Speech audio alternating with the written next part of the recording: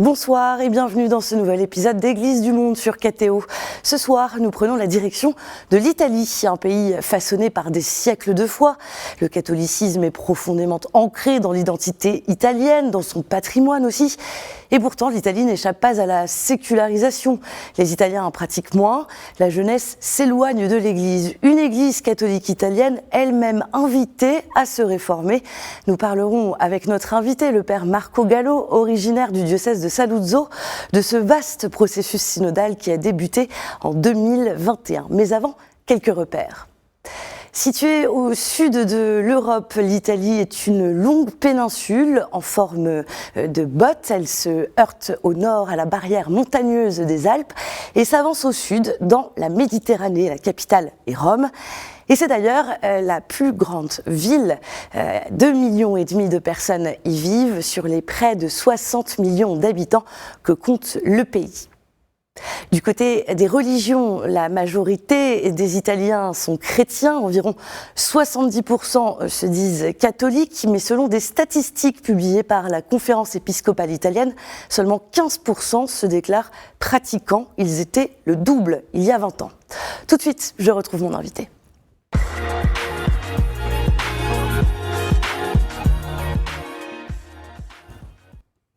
Père Marco Gallo, bonsoir. Bonsoir. Merci d'être avec nous sur le plateau d'Église du Monde. Merci à vous pour l'invitation. Alors vous êtes à Paris depuis quelques mois, directeur de l'Institut supérieur de liturgie. Vous êtes donc italien, originaire du diocèse de Saluzzo, c'est la région du Piémont. Et vous avez enseigné pendant de nombreuses années en Italie, la liturgie, les sacrements. Vous avez aussi été curé. Une toute première question, puisqu'avant de venir à Paris, vous étiez donc certes dans la recherche et l'enseignement, mais avec un engagement pastoral que vous n'avez plus depuis vos nouvelles fonctions. Alors, comment est-ce qu'on arrive à vivre son ministère de prêtre au service des autres quand on est professeur ? Merci de cette belle question. C'est un peu comme un exode parce que je me sentais très bien chez moi comme curé et cet appel à devenir directeur et donc professeur à temps plein, je le vis, disons, comme un autre ministère. Je pense que la théologie est un service nécessaire à l'Église. Dès que la théologie faiblisse, les églises ont du mal à vivre en communion. Donc c'est un service précieux et bon, je le fais en apprenant beaucoup de choses et en vivant cela vraiment à l'écoute de la réalité.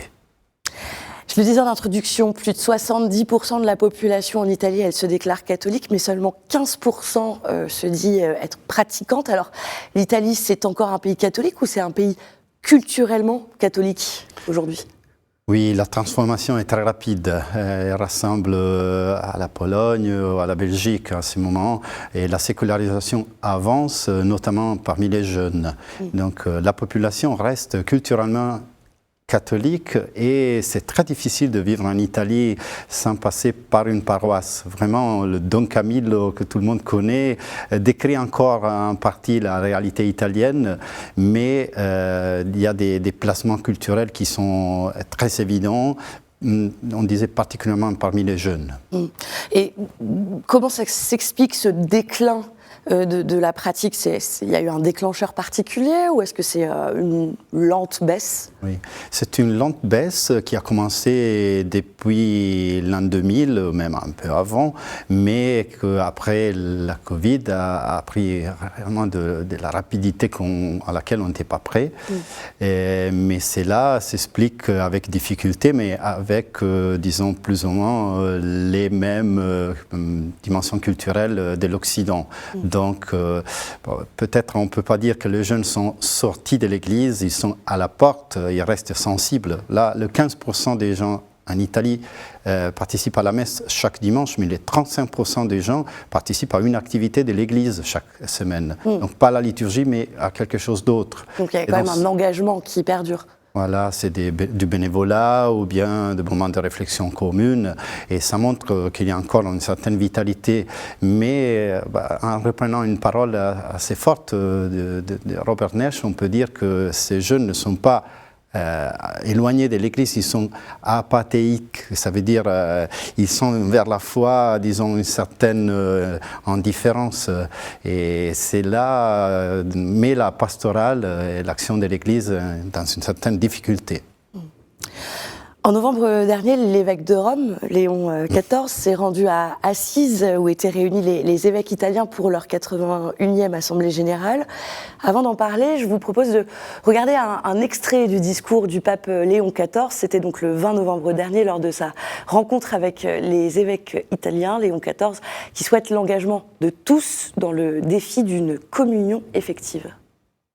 Non dimentichiamo che la sinodalità indica il camminare insieme dei cristiani con Cristo e verso il regno di Dio, in unione a tutta l'umanità.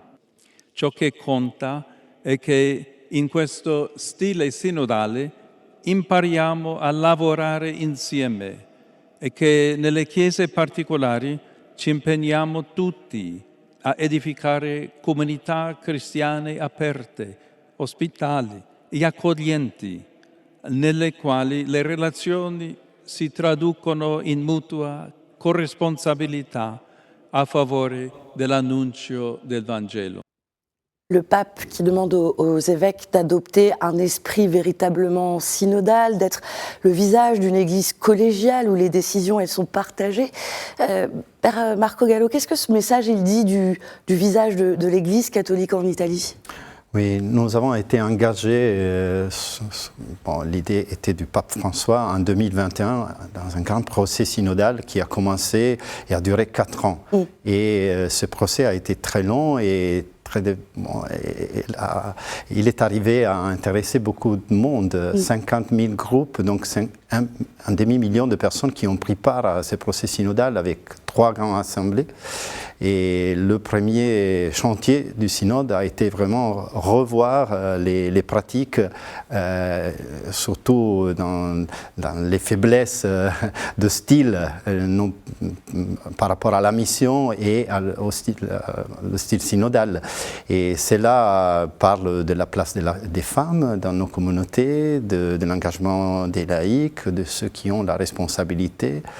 Et donc c'est un changement de la pratique et de la pastorale italienne qui n'est pas encore fait, mais qui a commencé avec ce procès, un temps dans lequel on a eu beaucoup d'occasions de s'écouter réciproquement. Et ça nous a fait du bien.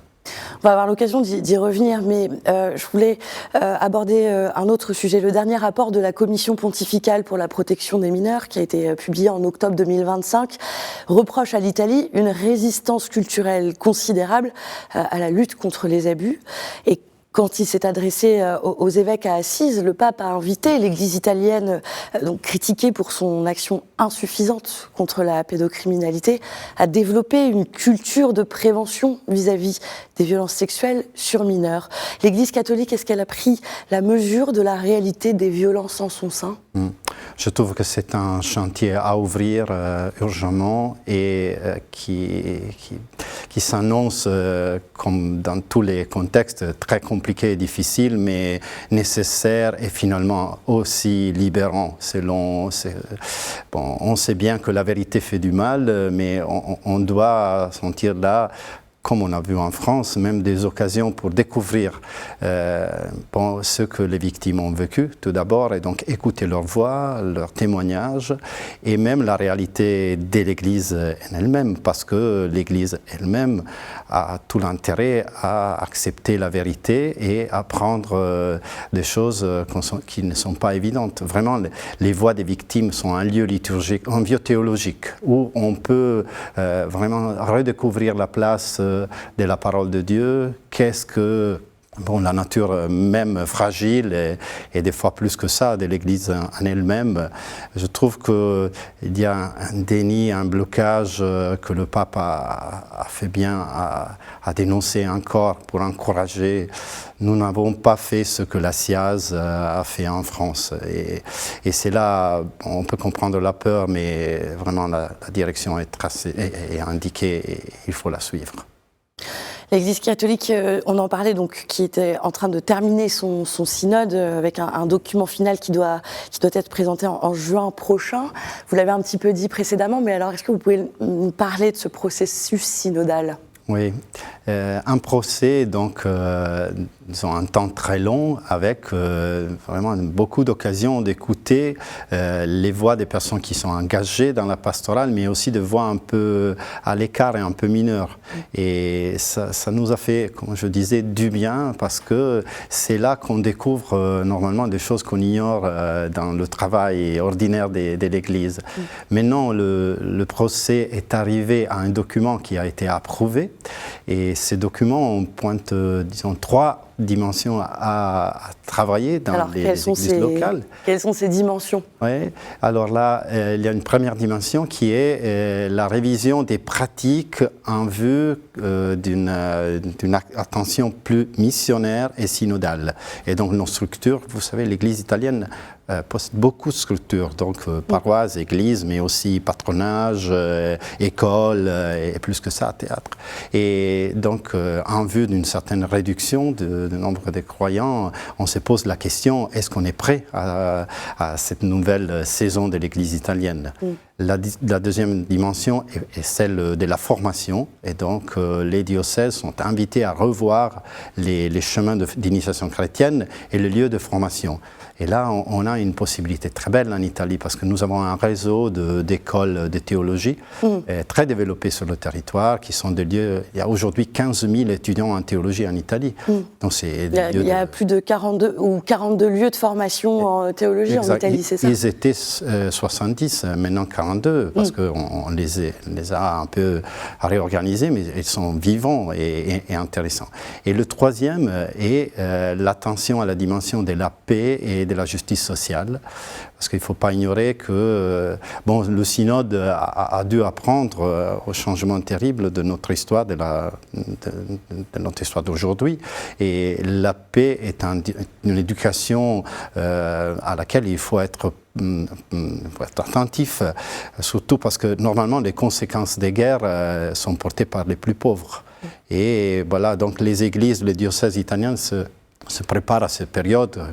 Malheureusement, on peut deviner pas facile, avec cette attention aux personnes qui auront plus de difficultés dans ces changements.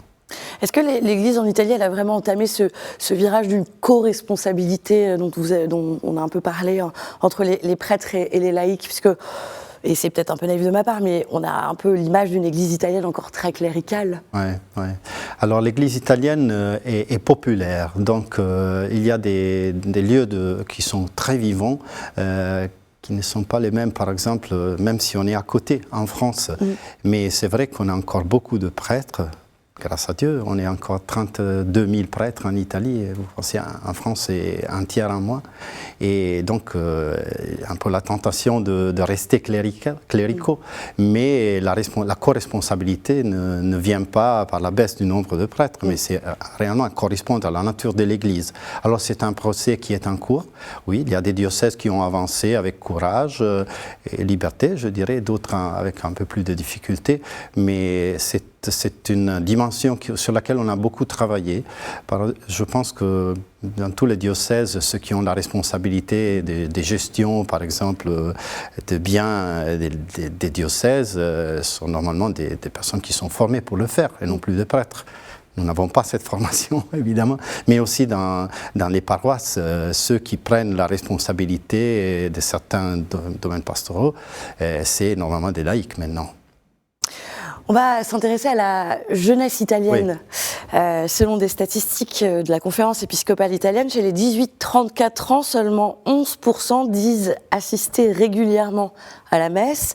4 sur 10 disent ne pas s'identifier à l'Église aujourd'hui. On va regarder un exemple avant de poursuivre de ce qui existe dans le pays pour accompagner la jeunesse.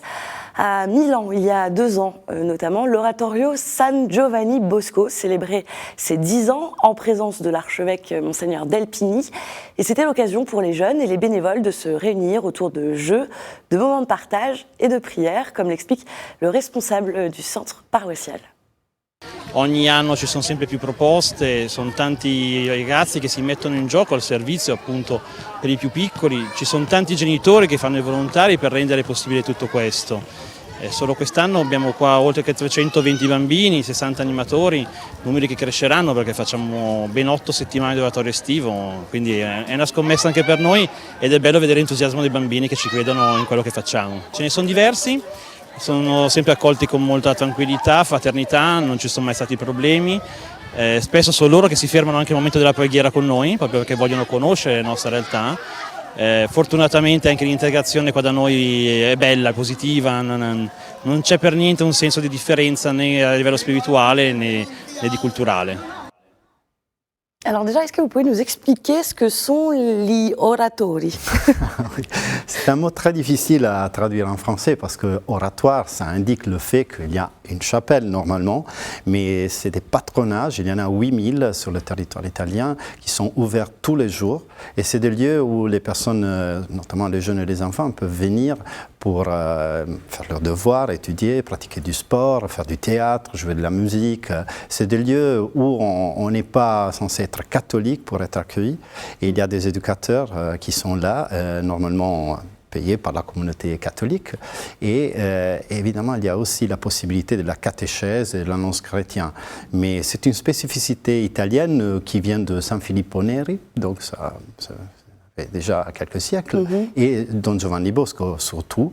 Si on voit le phénomène très intéressant des catéchumènes en France aujourd'hui, là, on redécouvre la même chose, c'est-à-dire, c'est vrai, la famille a la tâche d'éduquer à la fois les enfants, mais l'éducation pendant la période de l'adolescence c'est faite normalement par des amis, par des pères. Et là, l'oratorio, c'est ça, c'est partager et s'éduquer mutuellement à la fois et au dialogue avec les différences, vivant ensemble. Moi-même, j'ai passé 7 ans de mon ministère comme prêtre dans un oratorio à temps plein et ça a été une période magnifique. Après le synode sur les jeunes, les oratori sont en train de changer et le pape François nous a invités par exemple à offrir aux jeunes des moments où ils peuvent vivre et habiter même dans ces lieux-là. Et alors on organise des semaines où on prie la liturgie des heures au matin et le soir et on partage la vie normale avec tous les engagements qu'on a. Et donc c'est des lieux vraiment intéressants je dirais de la société italienne où vraiment la dimension culturelle aussi se passe. Et pourquoi est-ce qu'ils sont si populaires en Italie, oui. ces endroits? C'est des lieux qui répondent à des nécessités sociales. Par exemple, quand il y a des vacances et pas tout le monde a la possibilité de partir ou quelqu'un qui garde les enfants à la maison, là on organise des journées entières de jeux, d'activités éducatives et c'est donc une réponse à une nécessité de la société, mais dans laquelle vraiment l'oratorio italien est un lieu où on peut vivre avec des personnes qui viennent de contextes culturels et sociaux très différents.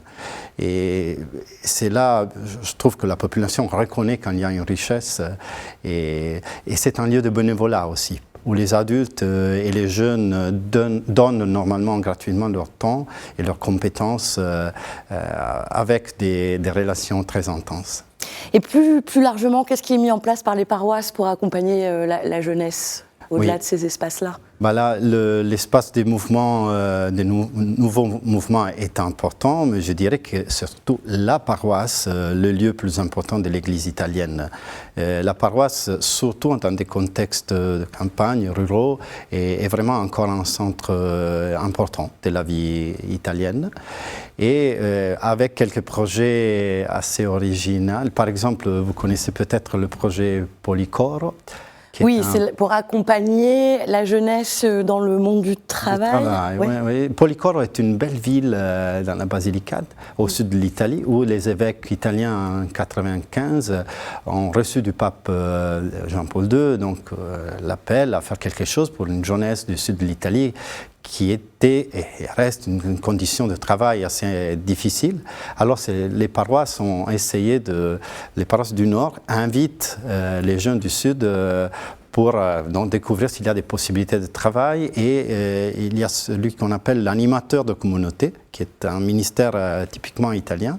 Donc c'est un jeune qui travaille pour le diocèse et qui est censé de conduire une certaine sensibilisation sur la doctrine sociale de l'Église et favoriser donc le travail et l'échange parmi les jeunes qui restent normalement dans des paroisses.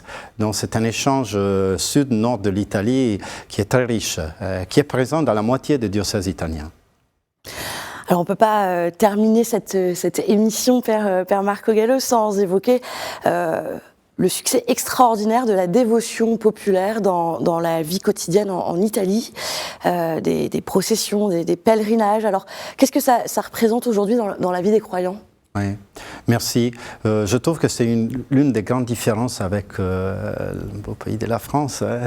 En Italie, la réforme liturgique a été plus lente, peut-être moins courageuse, mais aussi plus prudente. Donc nous, on ne connaît pas de la même façon des résistances sur la liturgie. Ce n'est pas un lieu où on se polarise, hein, et aussi par rapport à la piété populaire, vraiment au sud de l'Italie en particulier, mais même au nord, les pèlerinages, les processions, les mystères pendant la Semaine Sainte, c'est magnifique, comme en Espagne, et donc des occasions de fêtes comme semblable au pardon breton, là où toute la communauté se retrouve, même au-delà de la foi. Hein. C'est des lieux, comme le pape François a reconnu, où le peuple de Dieu montre qu'il est encore attaché à quelques dimensions de la foi. Et chez nous, c'est une occasion formidable, mais c'est aussi un lieu où on redécouvre des choses de la foi même. Par exemple, l'attention au corps malade, aux dimensions difficiles de la vie, et même cette dimension populaire de la foi catholique qui est une richesse finalement. Père Marco Gallo, avant de se quitter, je vous propose de passer à la toute dernière partie de cet entretien. Je vous pose quelques questions et des réponses courtes. Quel sanctuaire ou lieu de pèlerinage dans lequel vous aimez vous ressourcer en Italie ? Dans cette année, il faut absolument aller à Assise pour le jubilé 800 ans de la mort de François, de son transitus. Et Assise est très riche, même pour les jeunes. C'est un lieu où on peut faire des rencontres et être accompagné d'une façon extraordinaire. Et vous savez, la figure de François est encore très vivante. Quelle rencontre marquante dans votre pays ? Je dirais encore la vie de moines et de moniales. Moi, je conseille, si on a l'occasion, de visiter quelques monastères, surtout dans des lieux très très beaux de la nature. Je conseille, je ne sais pas, le monastère de Pradmil dans les montagnes, une fondation de Lorenz, où il y a des moines jeunes et très attentifs. La prière, la liturgie sont très belles. Ou les moniales de l'isola di San Giulio, dans le lac d'Orta, qui est un paradis. Et les moniales accueillent pour des jours de retraite, de prière qui font du bien. Et une intention de prière pour les catholiques en Italie pour conclure. Oui, moi je prie pour que l'Italie, nos églises italiennes sentent qu'il y a encore une possibilité, donc qu'ils la vivent avec liberté, confiance en Dieu et espérance. Merci beaucoup, Père Marco Gallo. Merci pour votre témoignage et d'avoir été avec nous. Merci à vous et à ceux qui nous ont écoutés. Tout de suite, on continue avec la chronique du monde.